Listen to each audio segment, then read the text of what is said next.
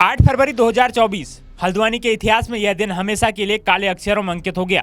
लिया जाए हल्द्वानी के बनभूलपुरा में दंगों के बाद देश भर में हल्द्वानी शहर सुर्खियों में आया था।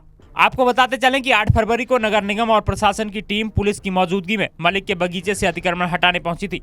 कार्रवाई के दौरान स्थानीय भीड़ हिंसक हो गई। भीड़ ने पत्थरबाजी और आगजनी शुरू कर दी। इस दौरान मॉब ने बनभूलपुरा थाना भी फूंक दिया। गौरतलब है कि इस हिंसा के बाद घटना में शामिल होने के आरोप में मुख्य आरोपी अब्दुल मलिक सहित 107 लोगों को गिरफ्तार किया था। इन सभी के खिलाफ विभिन्न धाराओं के तहत मुकदमा दर्ज कर सभी आरोपियों को न्यायिक हिरासत में भेज दिया गया था। करीब 7 महीने बाद अब हल्द्वानी हिंसा के 50 आरोपियों को नैनीताल हाईकोर्ट ने जमानत दे दी है। लिया जाए इन आरोपियों के आसानी से छूट जाने पर पुलिस की कार्यप्रणाली पर भी लोग सवाल उठाने लगे हैं। पूरा सरकारी अमला जुटने के बाद भी पुलिस समय से चार्जशीट दाखिल क्यों नहीं कर पाई। एसएसपी ने मामले के तूल पकड़ने के बाद इसे भ्रामक बताया है।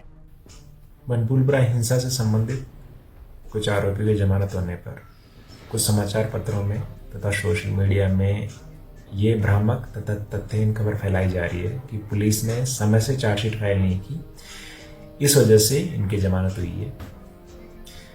यूएपी के सेक्शन 43D के तहत आवश्यकता अनुसार विवेचक रिमांड की अवधि बढ़ाकर 180 दिन करने के लिए आवेदन कर सकता है और उसी के क्रम में अधीनस्थ न्यायालय द्वारा जो रिमांड की अवधि वो बढ़ाई गई थी और पुलिस द्वारा 180 दिन के पूर्व यूएपी के प्रावधानों के तहत चार्जशीट समय से फाइल कर दी थी। दरअसल पुलिस अधिकारियों की दलील है कि नियमानुसार सामान्य केसों पर पुलिस को 90 दिन के भीतर चार्जशीट कोर्ट में पेश करनी होती है। ऐसे में बनभूलपुरा हिंसा के आरोपियों पर UAPA unlawful activities prevention act की धाराएं लगाई गई थी।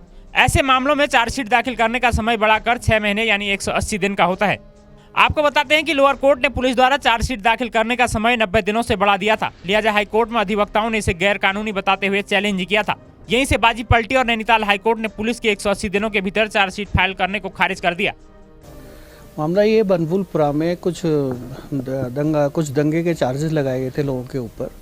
उसमें कुछ लोगों को घर से उठा कर ले गई पुलिस।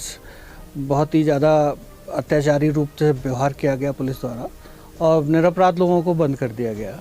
तो इसमें लगभग 6 महीने से लोग जेल में बंद हैं। तो उनमें से 50 लोगों के करीब जो है हम लोगों ने यहाँ याचिका दायर की थी, जिसमें नीचे की कोर्ट ने 90 दिन के बियॉन्ड चार्जशीट फाइल करने का टाइम एक्सटेंड कर दिया गया था। तो उसको हमने यहाँ चैलेंज किया था और कहा था कि ये अवैधानिक है, बिना किसी आधारहीन है, बिना किसी आधार के टाइम को बढ़ा दिया गया है और 90 दिन के बाद अगर चार्जशीट फाइल नहीं होती तो यह अक्यूज का अधिकार है कि उसको जमानत दी जाए। तो इस पर सुनवाई हुई थी।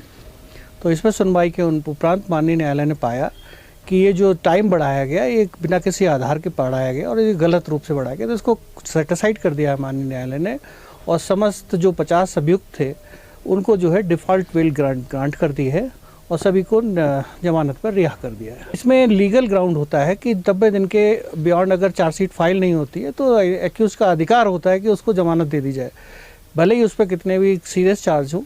इसमें डिफ़ॉल्ट बेल में ये सब नहीं देखा जाता और ये देखा जाता है कि उसका अधिकार है। आर्टिकल 21 में अधिकार है किसी हर आदमी का कि उसको जो है बिना किसी कारण के जेल के अंदर ना रखा जाए।